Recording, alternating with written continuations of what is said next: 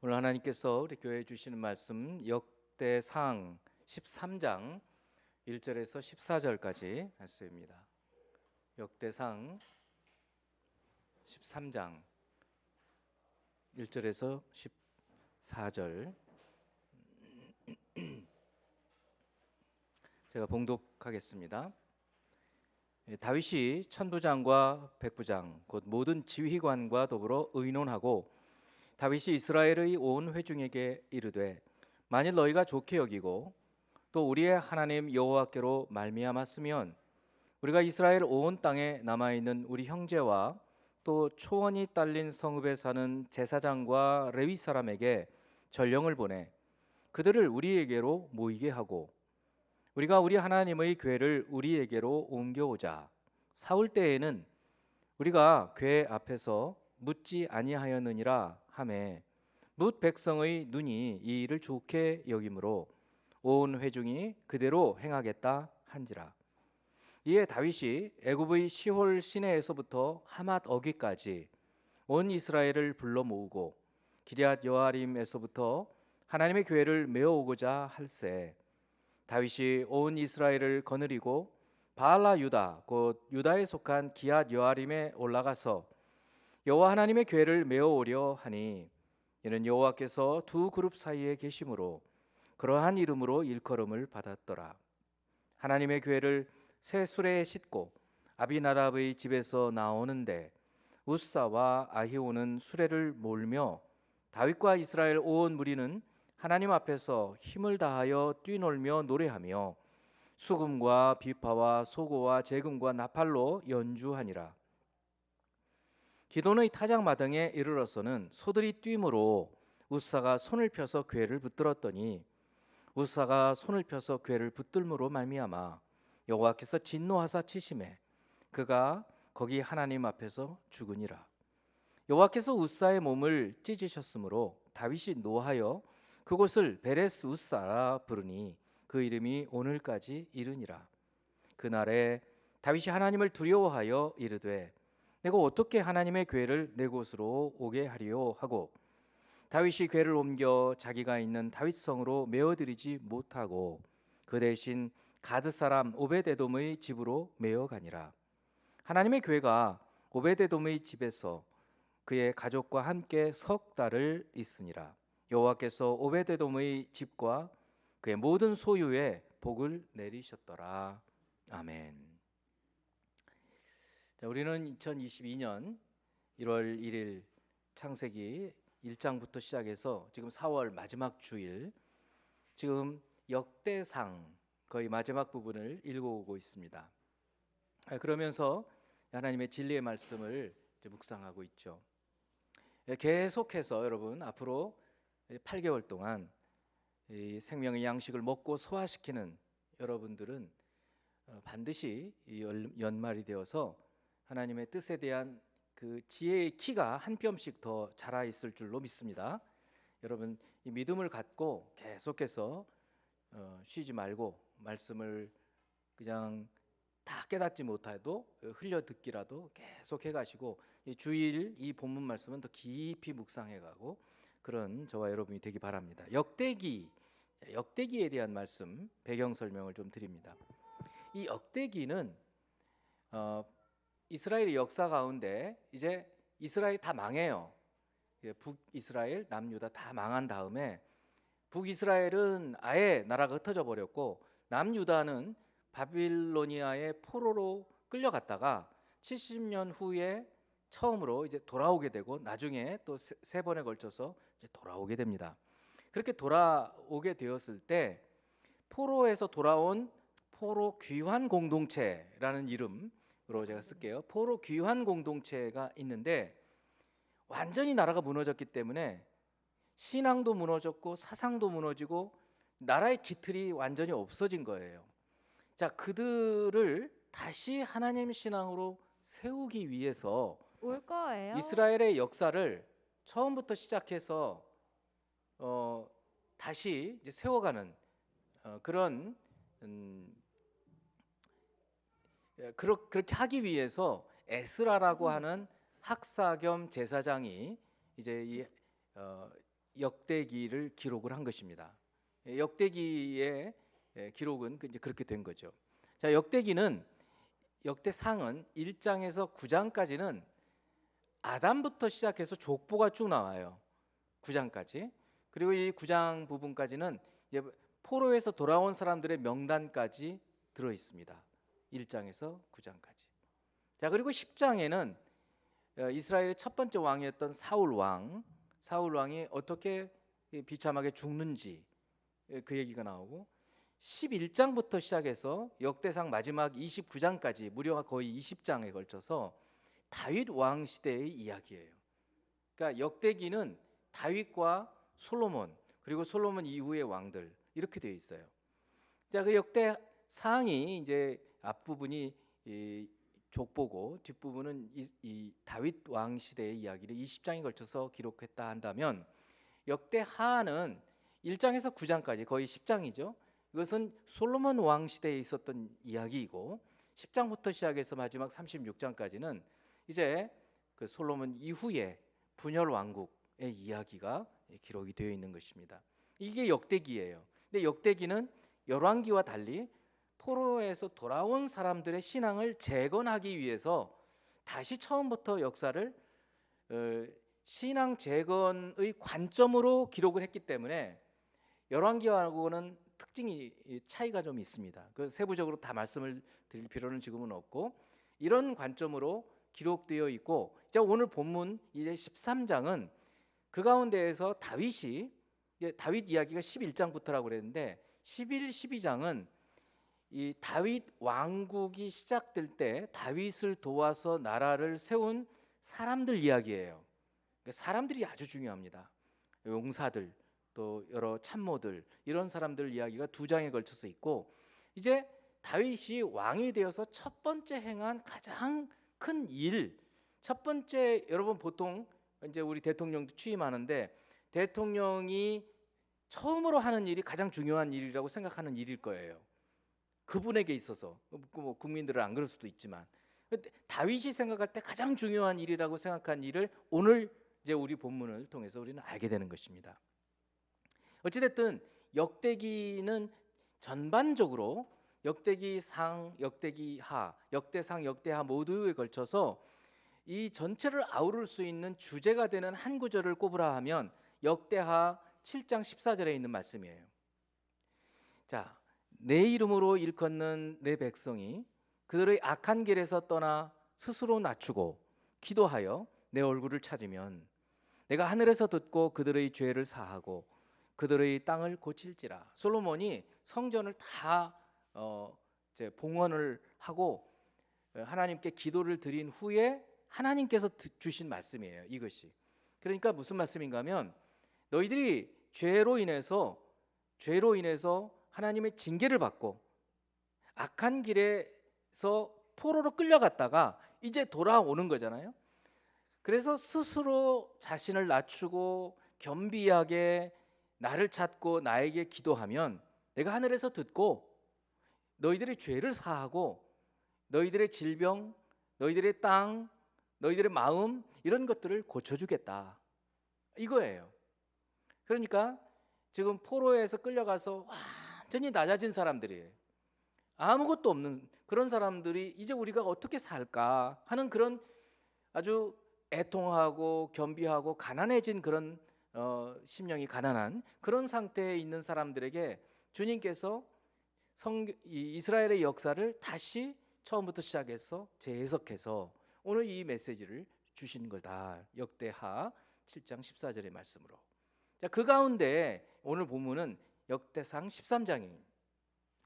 자, 이 13장 말씀을 통해서 우리는 먼저 결론적으로 제가 두 가지를 먼저 결론을 드려놓고 그리고 말씀을 듣고 또 결론을 다시 돌아보고 그런 말씀으로 결단하며 살겠다, 이런 기도를 저희가 드렸으면 좋겠어요. 먼저 첫 번째 결론은 뭔가 하면 오늘 이제 로마서 10장 2절 말씀을 오늘 본문 말씀의 굉장히 중요한 주제문으로 저는 이제 끌어냈어요.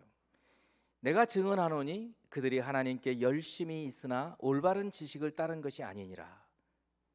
이것도 배경 설명을 한 기니까 짧게만 말씀을 드리면, 오늘 이거 로마서잖아요. 사도 바울이 로마에 있는 교회에 편지를 보낸 것인데, 그 중에 9장에서 11장은 9, 10, 11 이 세 장은 독특하게 유대인들, 당시 유대인들, 예수님을 거역하고 예수님을 십자가에 못 박고 그리고 배척하고 있는 유대인들의 장래는 어떻게 될까? 원래 하나님의 아브라함의 택함 받은 아브라함의 후손들인데 이들이 구주로 오신 메시아로 오신 예수 그리스도를 받아들이지를 않고 있는 거예요. 이들은 장래에 어떻게 될까? 이것에 대해서 이 고륙 친척들에 대한 그 애통하는 마음으로 하나님 앞에 기도를 하고 그러면서 쓴 기록이에요. 하나님의 계시를 받아 쓴 기록이죠. 자, 그 중에서 예수를 배척한 유대인들에 대한 말씀인 거예요. 이것이 내가 증언하노니 그들이, 유대인들이 예수님을 배척하고 죽이고 십자가에 막 죽이고 지금도 믿지 않는 그런 그들의 모습은 뭐냐? 하나님께 열심은 있어요. 다 하나님 위에서 십자가에 못 박았다고 하는 거예요. 그들은 열심은 있으나 올바른 지식을 따른 것이 아니니라 그랬어요.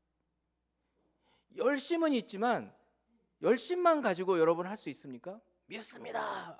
여러분 보통 우리가 막 그렇게 해요. 믿습니다. 그럼 다 될 것 같잖아요. 그런데 아니에요. 지식이 없으면 안 돼요. 여러분 코로나 우리가 믿음을 가지면 이길 수 있으리라 생각하세요? 안 돼요. 지식이 있어야 돼요. 과학적인 지식이 있어야 된다고요. 그러니까 어느 것을 버려서는 안 돼요. 열심은 있지만 지식이 없으면 망하는 거예요. 유대인들이 지금 그런 상태라는 거예요. 하나님께서 구약 시대부터 시작해서 우리가 지난 주일 부활주일에 예수님에 관한 예언된 모세의 글, 선지자의 글, 모세 율법 선지자의 글, 시편에 예언된 말씀들을 쫙 봤잖아요. 이렇게 오신 예수 그리스도 메시아에 대한 하나님의 지식이 없었기 때문에 그들이 예수님을 십자가에 못 박았다는 거예요. 믿지 않는다는 거예요. 자, 그러면 열심과 함께 지식이 같이 있어야 되겠다, 그런 얘기인 거예요. 그래서 오늘 본문이 바로 그것을 보여주고 있는 거예요. 이것이 첫 번째 교훈이에요. 여러분 우리도 그래요. 하나님 사랑합니다, 믿습니다. 아무리 우리가 몸을 불사르고 뭐 그런다 하더라도 사랑이 없으면 아무것도 아니라고 그러잖아요. 마찬가지로 하나님에 대한 지식이 없으면 헛것이에요. 헛것. 아무 소용이 없다는 거예요. 그거를 보여주고 있어요. 두 번째는 이제 오늘 본문을 보면 하나님이 징계를 하셔요. 그런데 우리는 보통 이렇게 생각해요. 하나님께 회초리를 맞으면, 징계를 맞으면 하나님 나를 사랑하지 않으셔, 나를 미워하시나 봐, 낙심하게 될 때가 많아요. 이것은 성경에 근거한 태도가 아니에요. 우리가 좀 어려운 일이 있을 때 하나님이 나를 망하게 하시는 거야, 이렇게 낙심해 버리지 말고 오히려 생각을 해보는 거예요. 하나님 왜 징계하셨을까? 왜 어려움을 주셨을까? 그래서 이 어려움을 통해서 교훈을 받는 것이 연단을 받는 거예요. 그래서 오히려 낙심하지 말고 연단을 받아서 교훈을 받아서 다시 일어나라는 거예요. 그런 목적으로 오늘 본문 말씀을 주신 거예요.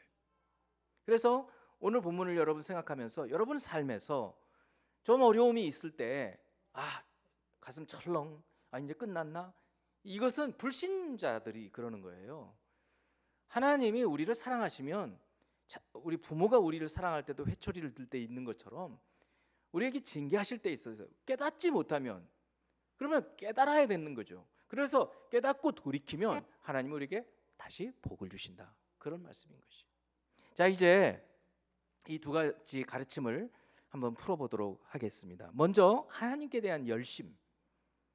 다윗이 하나님께 대한 사랑과 열심이 얼마나 있었는지를 이제 본문에서 1절에 4절 한번 먼저 봐요.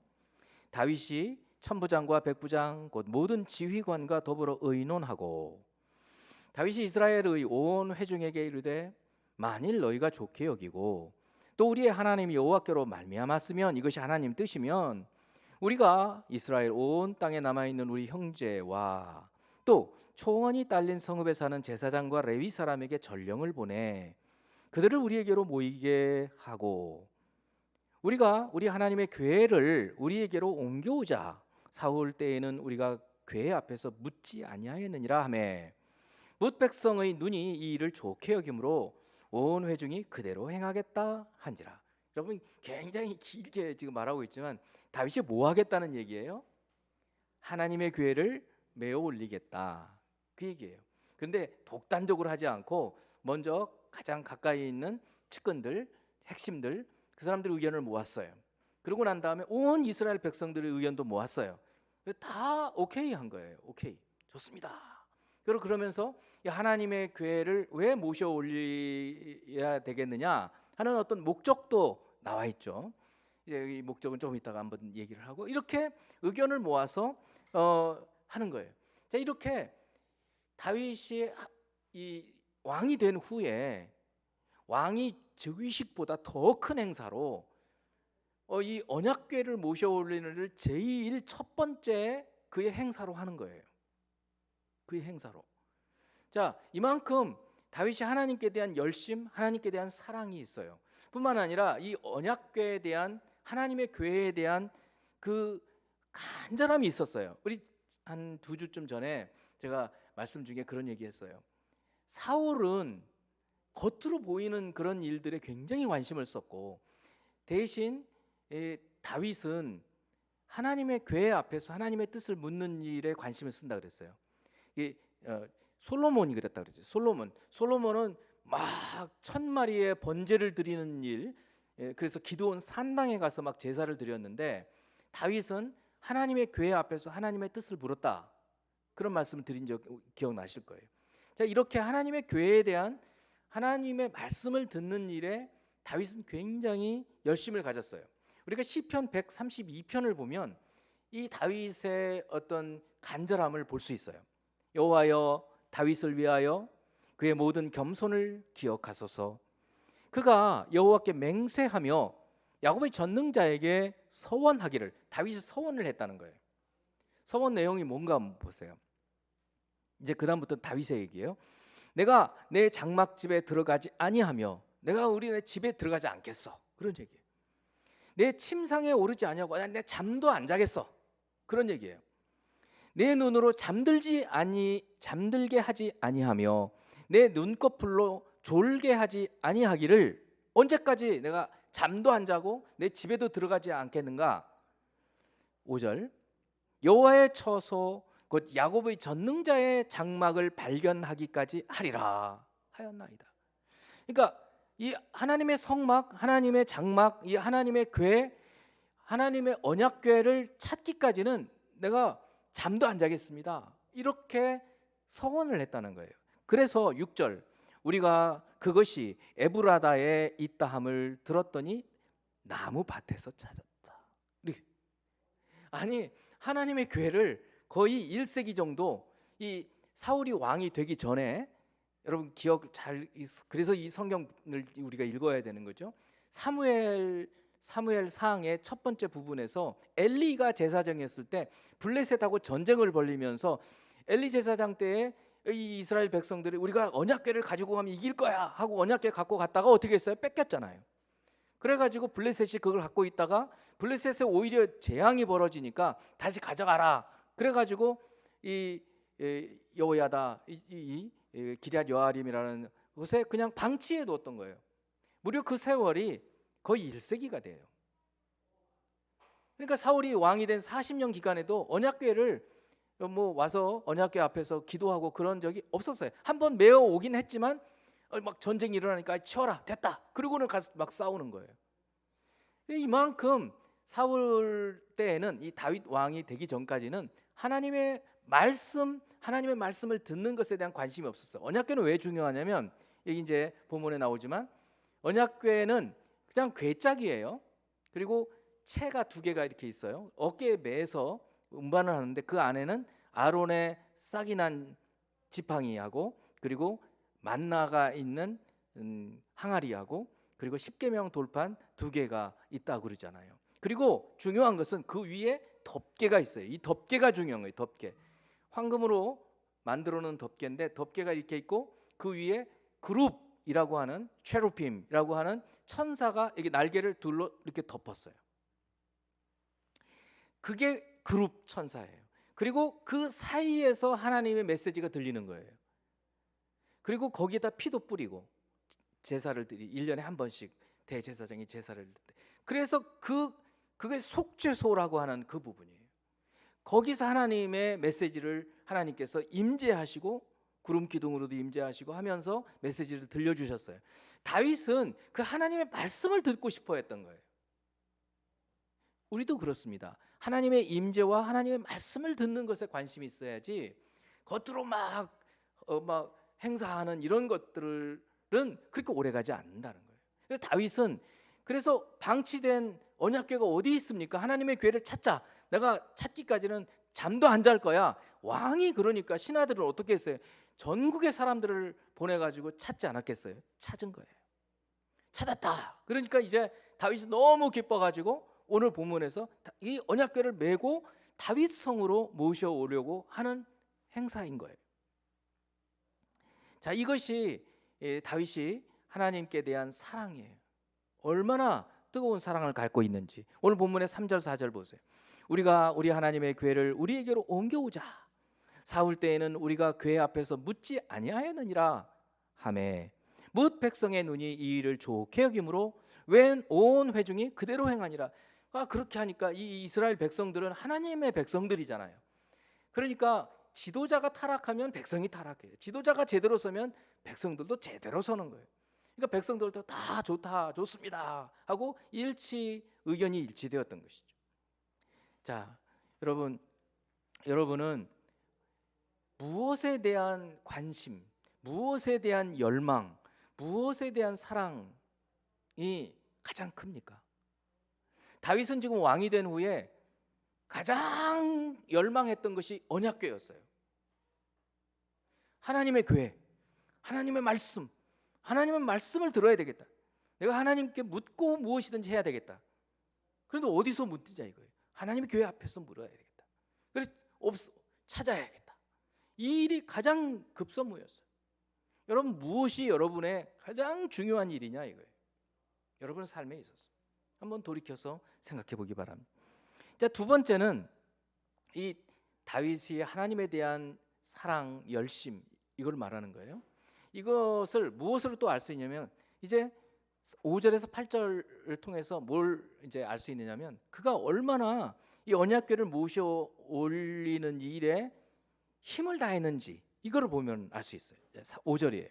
이에 다윗이 애굽의 시올 시내에서부터 시올 시내, 시올 강 이거는 이제 사실 나일강이지만 나일강까지 점령한 건 아니에요. 나일강 근처까지 솔로몬이 왕이 되었을 때 가장 이제 넓었던 곳이죠. 그러니까 지금 역대기니까 포로에서 돌아온 후잖아요. 그러니까 솔로몬 지금 사실상 다윗 시대에는 솔로몬 그 다음이잖아요.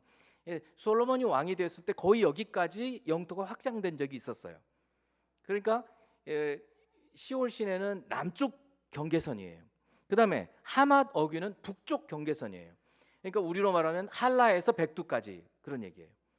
할라에서 백두까지 온 이스라엘을 불러 모으고 모든 백성들을 다 모았겠어요. 그러지 않아요. 대표자, 대통령 취임식 하면 대표자 이런 사람들을 모아놓잖아요. 대표자들을 모은 거예요. 기럇 여아림에서부터 하나님의 궤를 메어오고자 할세. 이제 준비를 다 갖추고 사람들을 다 불러 모으는 거예요. 왕의 즉위식에 사람들을 이렇게 모은 게 아니고 왕이 즉위식은 간단하게 하고 이렇게 하나님의 궤를 모셔 올리고 하는 일이 가장 중요하다고 생각한 거예요, 다윗은. 그래서 이 일에 성대하게 하는 거예요.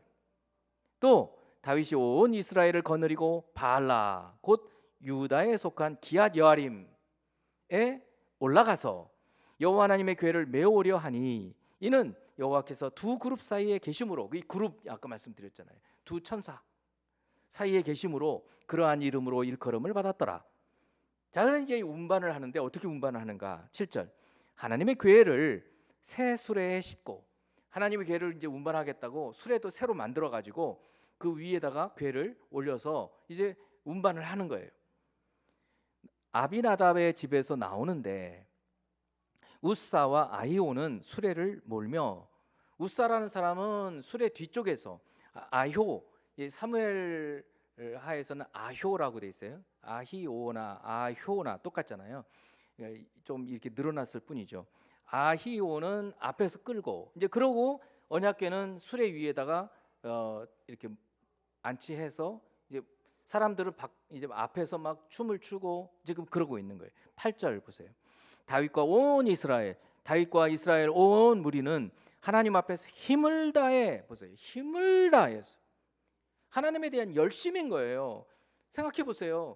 이 언약궤 그냥 신화 시켜가지고 메워와라 이러면 됐었을 거예요. 그렇잖아요. 하나님의 언약궤에 대한 관심이 있기 때문에 언약궤 찾기까지는 내가 잠도 안 자겠어요. 이렇게 소원을 했고, 소원에 응답을 하나님 해주시니까 이제 그 언약궤를 내가 직접 가서, 그리고 백성들 전부 모아가지고 또 뿐만 아니라 막 함께 찬양을 하고 힘을 다하여 뛰놀며 노래하며 수금과 비파와 소고와 재금과 나팔로 연주하니라.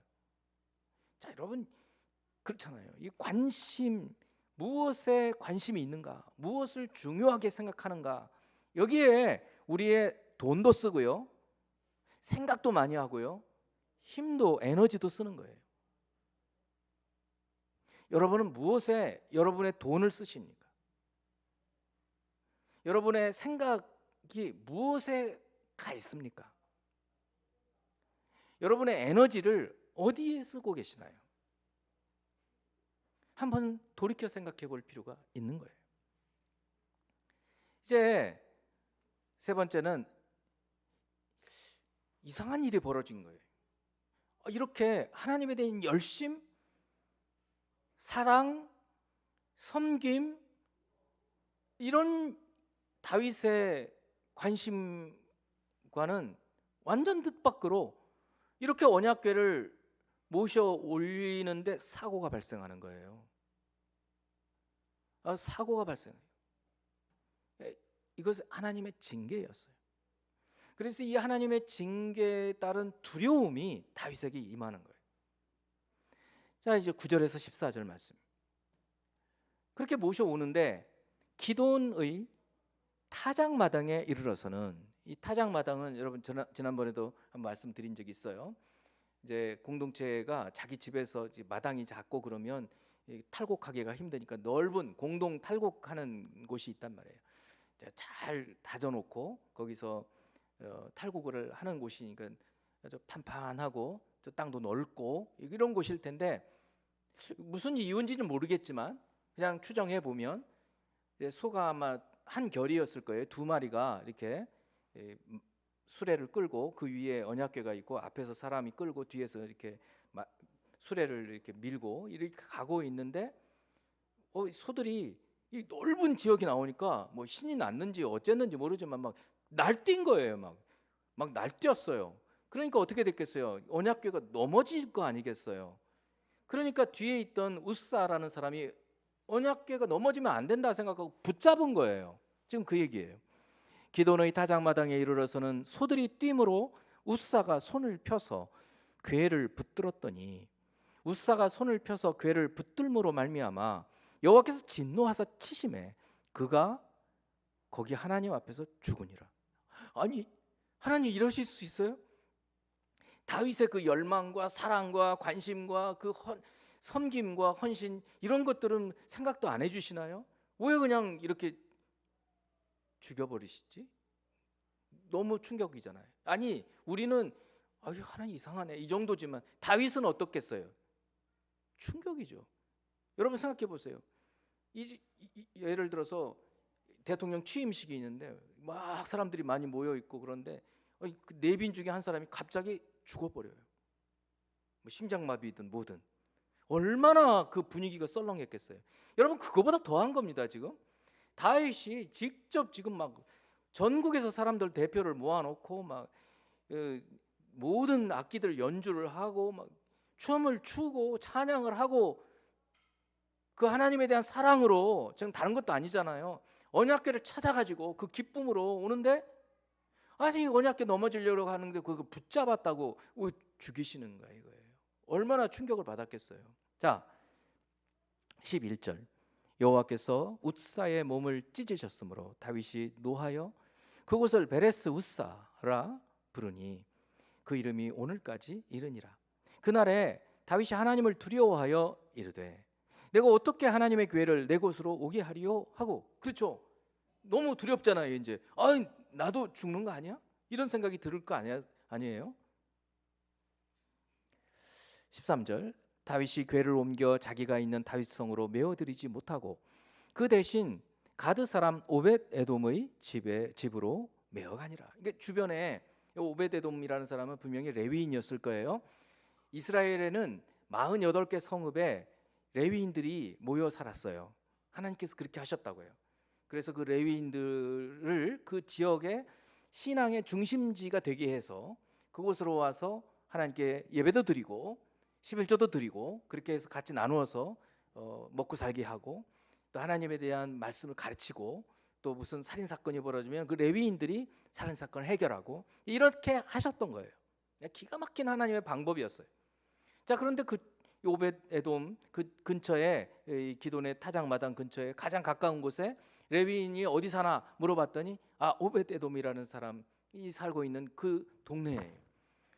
여러분 그 동네에 다른 사람들 많이 있었을 거예요. 레위인이. 그 중에서 이 언약궤를 모신 사람이 누구냐면 오벳 에돔이라는 거예요. 그렇게 된 거예요. 자 그런데 13, 14절 다시 한번 볼게요. 13, 14 다윗이 궤를 옮겨 자기가 있는 다윗성으로 메어들이지 못하고 그 대신 가드 사람 오벳에돔의 집으로 메어가니라. 14절 하나님의 궤가 오벳에돔의 집에서 그의 가족과 함께 석 달을 있으니라. 여호와께서 오벳에돔의 집과 그의 모든 소유에 복을 내리셨더라. 야 이거 좀 이상하잖아요. 아니 웃사는 그 언약궤를 모셔오려고 하다가 넘어질 것 같아서 붙잡았는데 징계를 하시고 오벳에돔은 자기는 가만히 있었는데 이 언약궤를 자기 집에 그냥 모셔드리기만 했는데 복을 주셨다. 야, 여러분 묵상해봐야 돼요. 이거. 뭐 이런 일이 있어. 여러분 이것은 하나님 말씀을 대하는 바른 태도가 아니에요. 이걸 왜 이렇게 하셨을까? 여기에서 이 속에서 찾아낼 수 있는 하나님의 뜻, 하나님의 진리는 무엇일까? 이걸 생각해 보자는 거예요. 자 이제 마지막으로 이 지식에 따른 순종과 복에 대한 말씀을 드리려고 하는 거예요. 오늘 본문 다시 한번 13, 14절을 다시 한번 봐요. 이제 내용 파악은 다 됐어요. 근데 내용 파악만 됐다고 여러분 하나님 말씀이 다 깨달아진 게 아니란 말이죠. 그 속에 감추어져 있는 하나님의 뜻을 발견할 수 있어야 돼요. 이 뜻은 눈에 안 보여요. 그래서 그것을 찾아내는 거예요. 이게 묵상이에요. 깊이 들어가야 돼요. 다윗이 궤를 옮겨 자기가 있는 다윗성으로 메어들이지 못하고 왜 그렇게 해서 두려워가지고 이러다 나도 죽겠네. 그 대신 가드 사람 오벳에돔의 집으로 메어가니라. 하나님의 궤가 오벳에돔의 집에서 그의 가족과 함께 석 달을 있으니라. 여호와께서 오벳에돔의 집과 그의 모든 소유에 복을 내리셨더라. 참 이해가 안 가요. 그냥 이렇게 생각해 보면 이거 무슨 일이지? 이해가 잘 안 가요. 자 비교를 한번 해보자는 거죠. 웃사, 오벳에돔. 웃사는 왜 죽었어요? 붙잡으려고 했는데 왜 죽었을까? 이게 하나님에 대한 지식 때문인 거예요. 여러분 여러 구절들이 있지만 그 중에 한 구절 민수기 4장 15절 말씀. 이거는 이제 시내산에서 한 11개월 정도를 체류한 다음에 시내산에 체류하는 동안에 뭐를 했어요? 언약궤를, 하나님의 성막을 만들었잖아요. 물론 언약궤가 가장 중심에 있었고.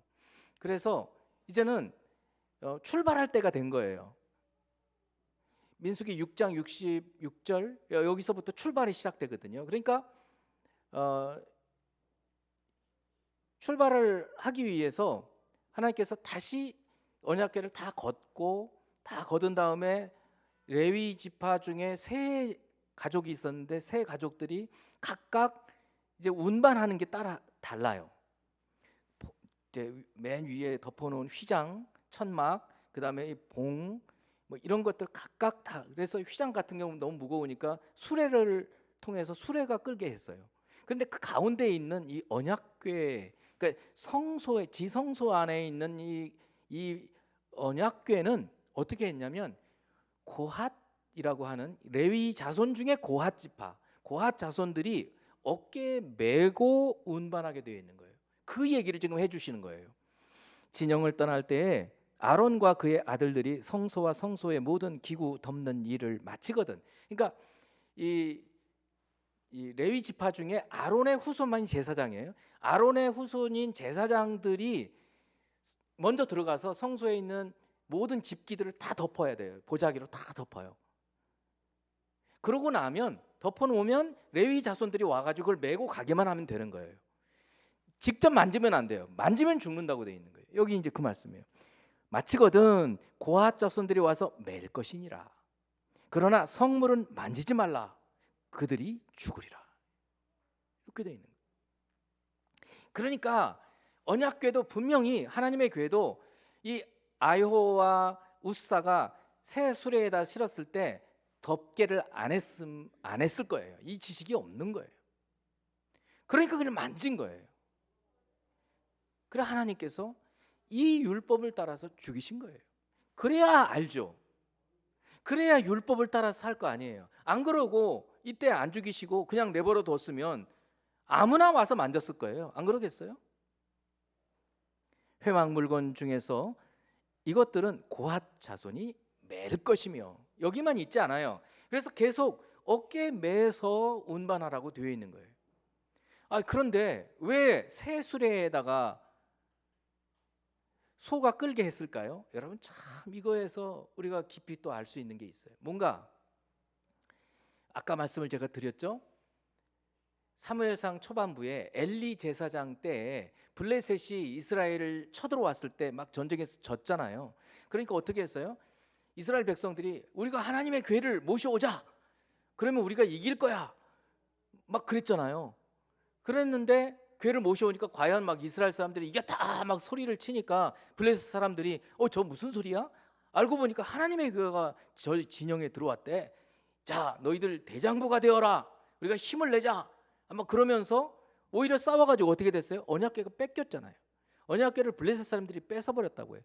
그리고는 막 독종이 퍼져가지고 막 사람들이 죽어나가니까 블레셋 사람들이 안 되겠다. 이거 다시 돌려보내야 되겠다. 그럴 때 이 블레셋 사람들의 이 점성술사들이 어떻게 했느냐면 처방을 내린 거예요. 야, 이거 그냥 보내면 안 돼. 이 쥐 모양의 이 쥐 모양으로 아마 패스트 같은 병이 퍼졌는지 독종의 모양의 금으로 만든 그거를 만들고 그리고 퍼진 그 도시 숫자만큼 만들고 수레에다가 새로 수레를 만들고 수레에다가 이 언약궤를 메고 암소 두 마리가 끌고 가게 하자.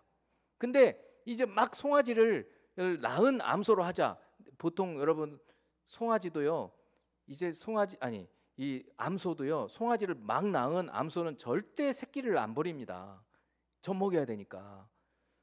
그런데 이제 그들이 일종의 그 점쟁이처럼 한 거예요. 만일에 저런 소인데 그 송아지도 버리고 막 가면 이건 저 여호와 하나님 뜻이야. 이렇게 알자는 거예요. 근데 과연 그렇게 했더니 소들이 뒤도 안 쳐다보고 막 이스라엘 쪽으로 가는 거예요. 여러분 이게 이스라엘의 방법이 아니야. 하나님의 율법의 방법이 아니라 이 블레셋 이방 사람들이 했던 방식을 지금 누가 하고 있어요? 다윗이 하고 있는 거예요. 기가 막히죠. 여러분 이게 오늘날 우리가 교회가 때때로 하나님의 뜻대로 살지를 않고 세상의 방식이 교회에 들어와서 교회에서 세상의 방식대로 사는 거예요. 하나님은 어떻게 하시겠어요? 이런 거예요. 그러니까 하나님께서 징계의 채찍을 내리신 거예요. 그것도 한 사람만, 우사. 그건 다행히 다윗이 여기서 깨달음을 얻은 거잖아요. 에이, 별거 아니야, 이렇게 하지 않았어요. 우사 한 사람이 죽었어도 야, 이거 무슨 일이지?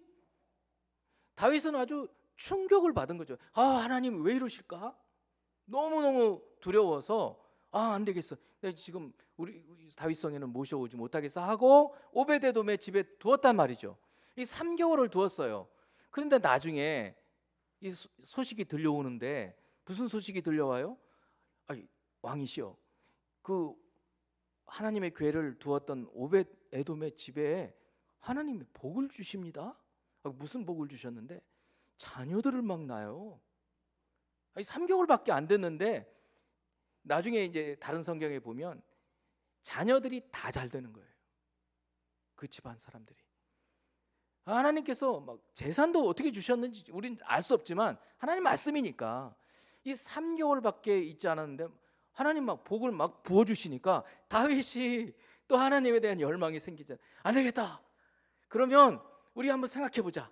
그때 왜 하나님이 징계하셨지? 하나님의 말씀을 아는 사람들을 불러 모으라, 연구하기 시작하죠. 그래서 연구를 합니다. 자, 그렇게 해서 오늘 13장이잖아요 14장 빼놓고 15, 16장이 두 번째로 다윗이 언약궤를 메고 올라오는 이야기예요. 자, 그 중에 두 구절만 15장 2절 3절 말씀을 보겠습니다. 다윗이 이르되 레위 사람 외에는 하나님의 궤를 멜 수 없나니. 자, 어떠세요? 다윗이 아는 거잖아요. 그 사이에 배운 거예요. 그전에는 안 했어요. 이렇게. 또 이는 여호와께서 그들을 택하사 여호와의 궤를 메고 영원히 그를 섬기게 하였음이라 하고, 다윗이 이스라엘의 온 무리를 예루살렘으로 모으고 여호와의 궤를 그 마련한 곳으로 메어 올리고자 해서 똑같이 전에와 같이 많은 사람들을 같이, 그리고 막 찬양대, 이번에는 레위 사람들을 전부 성가대로 돼가지고 그 성가대가 사람들 접근하지 못하게 만들어요, 이 언약궤. 그리고 이 언약궤를 제사장들이 어깨에 메요. 예전에는 수레에다가 실었잖아요. 어깨에 메서, 자, 생각해 보세요. 지난번에 죽었잖아요. 자, 출발. 그거 어떻게 걷겠어요? 자, 한 걸음, 두 걸음, 안 죽었어요. 세 걸음, 괜찮아. 네 걸음, 다섯 걸음, 여섯 걸음, 안 죽었어요. 신이 난 거예요. 이제 막 풍악을 울려라, 막 찬양을 하고, 그렇게 해서 메고 온 나라가 축제 분위기가 되고, 이 언약궤를 메고 올라와서 다윗이 하나님 앞에 경배를 드려요. 그렇게 해서 성공하는 거예요. 자, 여러분, 오늘 두 가지 이 진리를 처음에 제가 먼저 말씀을 드렸어요. 첫 번째는 우리가 하나님에 대한 열심이 아무리 많아도 하나님에 대한 지식이 없으면 그 열심은 아무것도 아니에요. 그 열심은 아무것도 아니라고요. 우리가 봉사의 기도의 말씀, 신약 고린도전서 13장, 내가 내 몸을 불사르게 내어줄지라도 사랑이 없으면 내게 아무 유익이 없느니라. 하나님께 대한 열심이 아무리 많아도 지식이 없으면, 이 사랑이라는 것은 하나님에 대한 모든 지식들이 다 들어있는 거예요. 이 사랑이 무엇인지를 알아야 돼요. 여러분, 사랑은 감정이 아니에요. 사랑은 동사예요. 오래 참아요. 끝까지 견디는 거예요. 이게 사랑이에요. 그런 것처럼 하나님에 대한 지식이 없는 열심은 사람들을 오히려 죽게 만들어요. 그걸 알아야 돼요. 그래서 하나님에 대한 지식, 하나님에 대한 지식은 어디에 있어요? 그리스도 안에 있어요. 그리스도는 하나님의 비밀이에요. 그 속에 온갖 지식이 다 들어있어요. 어떻게 그렇게 될까? 이거는 여러분들이 계속 묵상해 가는 거예요. 수요 기도회 때마다 이 내 복음서를 보면서 예수 그리스도 안에 있는 그 지식들, 지혜들, 하나님이 예수 그리스도로 오신 거예요. 그러니까 그거를 우리가 알아가는 거예요. 그래서 이런 지식이 있어야 한다는 거예요. 그 지식으로 하나님을 섬기고 하나님을 사랑하고 하나님께 대한 열심을 우리가 드리는 거예요. 두 번째는 우리가 징계를 받을 때 있다고 그랬어요. 이 징계가 망하게 하는 것이 아니라 그랬어요. 징계 때문에 낙심하지 말라 하는 거예요. 오히려 징계를 통해서 배우라는 거예요. 우리가 간혹 하나님께서 우리를 막 이렇게 누르실 때가 있어요. 회초리를 때리실 때가 있어요. 고통이 올 때가 있어요. 질병에 걸릴 수도 있고 사업이 잘 안 될 때도 있고 인간관계가 막 무너질 때도 있어요. 이런 것들을 우리는 하나님께서 우리에게 주시는 징계인지 아닌지 돌아볼 필요가 있다고 그랬어요. 늘 그러라고 그랬어요.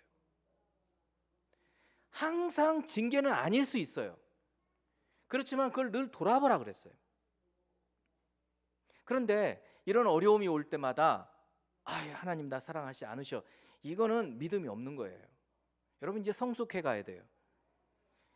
우리가 히브리서 같은 데에도 아까도 이제 말씀드렸지만 이 히브리서 12장에 보면 아버지가 자기 자식한테 징계하지 않으면 그건 아버지도 아니에요. 애가 어떻게 되든지 내버려 두면 그건 뭐 아버지도 아니잖아요. 하나님 마찬가지신 거예요. 이 사건이 오늘 우사 사건이 있었을 때 하나님 그냥 내버려 뒀으면 하나님에 대한 경외, 하나님의 율법에 대한 관심 없을 거예요. 오늘날 이렇게 안 하시잖아요. 왜 그래요? 이미 이 사건이 있는 거예요. 그러니까 우리가 이걸 배워야 돼요. 우리가 하나님을 섬길 때 지식을 갖고 하나님의 말씀을 따라서 섬겨야 되는구나. 이거를 여기서 하나 우리가 배워야 돼. 또 누가 죽기를 바라나요? 하나님 또 누가 죽이시나요? 안 하신다는 거예요. 한 번이면 좋게요. 우리가 지혜가 있어야 되잖아요.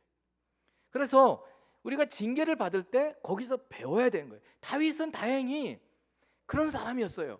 무서워. 근데 왜 하나님 이러셨지? 야, 레위 사람들이 이걸 매야 되는구나. 그걸 몰랐네. 또 하자. 또 해보자. 여러분 그 성공했을 때 얼마나 다윗이 기뻤겠어요.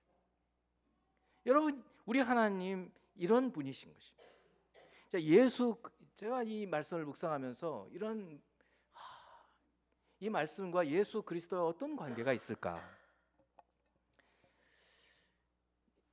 여러분 한번 깊이 생각해 보세요. 이 누가복음에만 나와 있는 에피소드인데 어떤 성에 과부가 있었어요. 근데 아들이 하나 있었는데 그 과부의 아들이 죽었어요.